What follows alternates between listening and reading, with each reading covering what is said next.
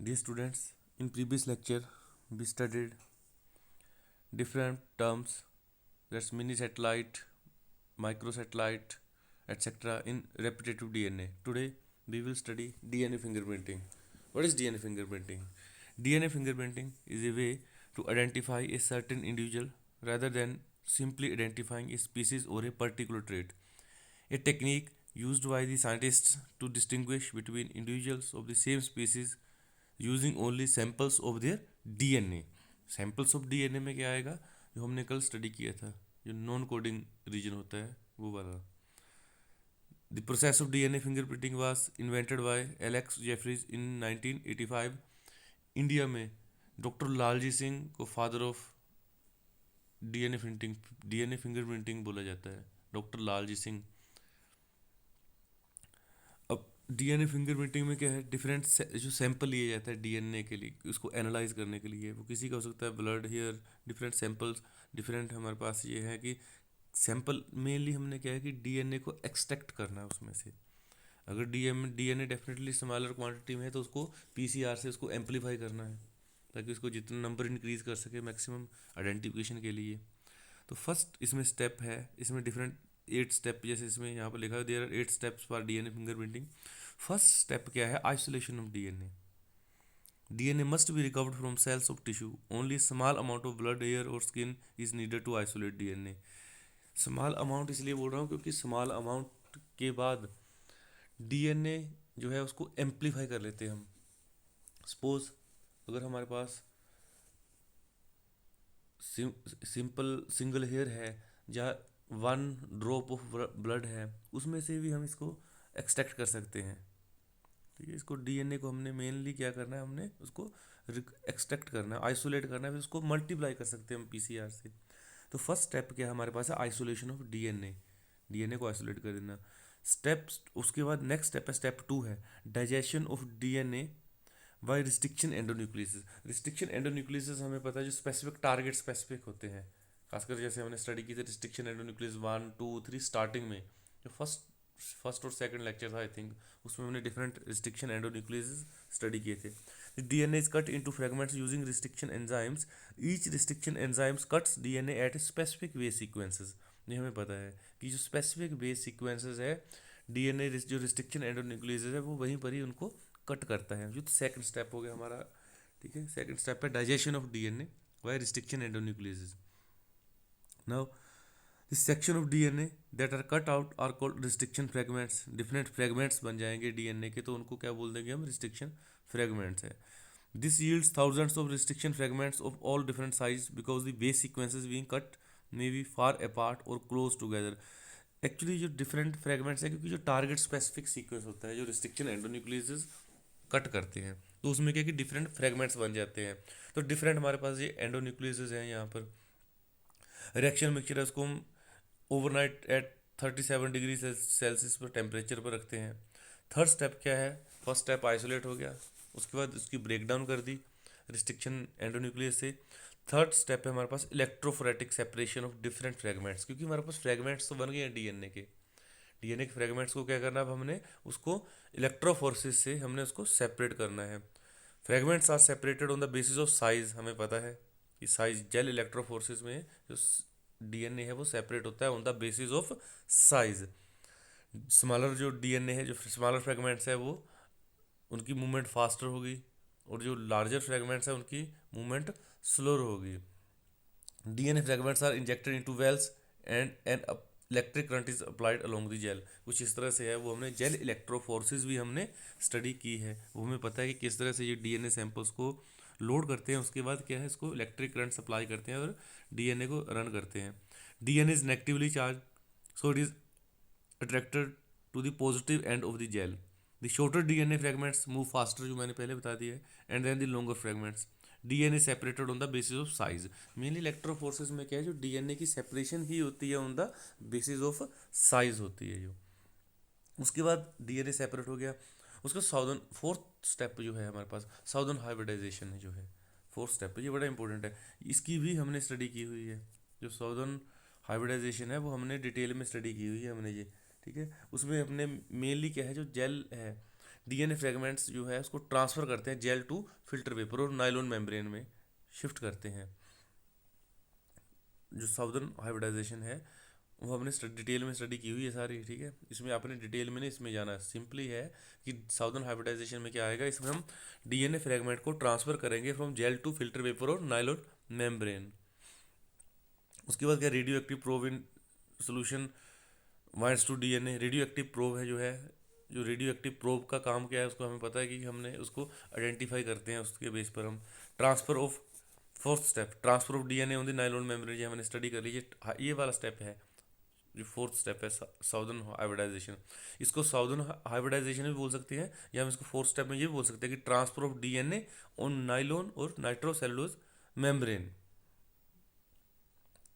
ये लिखा हुआ है यहाँ पर, जैसे the DNA fragments are transferred to a nylon sheet by placing the sheet on the gel and soaking them overnight by the process southern blotting होगी अब। उसके बाद हमारे पास स्टेप, हमारे पास फिफ्थ है, प्रोब लेवलिंग की है हमने। रेडियो एक्टिव जो है जो एडिंग, जो इस रेडियो एक्टिव प्रोब है वो हमने कलर्ड प्रोब वो हमने ऐड करना है। एडिंग रेडियो एक्टिव और coloured probes to the nylon sheet which is complementary to the target sequences. जो टारगेट सीक्वेंसेस के होंगे उस कॉम्प्लीमेंट्री होंगे वो वाले प्रोब क्या है हमें पता है, स्मॉलर क्या होगा, न्यूक्लियोटाइड सीक्वेंस का एक पीस होगा, एक उसमें फ्यूज न्यूक्लियोटाइड जो है बेस या नाइट्रोजनस बेस पेयर्स होंगे उसमें। Each probe only sticks to one और two specific places on the sheet. Step number 6 hybridization है। अब हमने प्रोब को ऐड कर दिया तो डेफिनेटली क्या होगी, हाइब्रिडाइजेशन होगी, कॉम्प्लीमेंट्री बेस पेयर के साथ हाइब्रिडाइज करेगा। Labelled probe DNA should be hybridised with the complementary sequences. ये सारी हमने प्रोसेसेस जो हमने स्टडी की हुई हैं ये ऑलरेडी हमने ये जो डीएनए फिंगरप्रिंटिंग है वो नई टेक्निक नहीं है, जो जितनी भी हमने प्रीवियस टेक्निक स्टडी की है उसके बेस पर है। अब क्या है, हाइब्रिडाइजेशन में जो कॉम्प्लीमेंट्री बेस पेयर है वो उसके साथ पेयर कर जाएगा। लेवल्ड प्रोब जो है, labelled probe DNA should be hybridised with the complementary sequences located on nylon membrane for the detection of position of letter. उसके बाद मेम्ब्रेन को क्या करते हैं, हम वॉश आउट करते हैं। Membrane is wash to remove non specific binding and clearing of the background. Step 7 autoradiography to detect the sequences in the genome bound with the hybridized radioactive probe on membrane, ठीक है।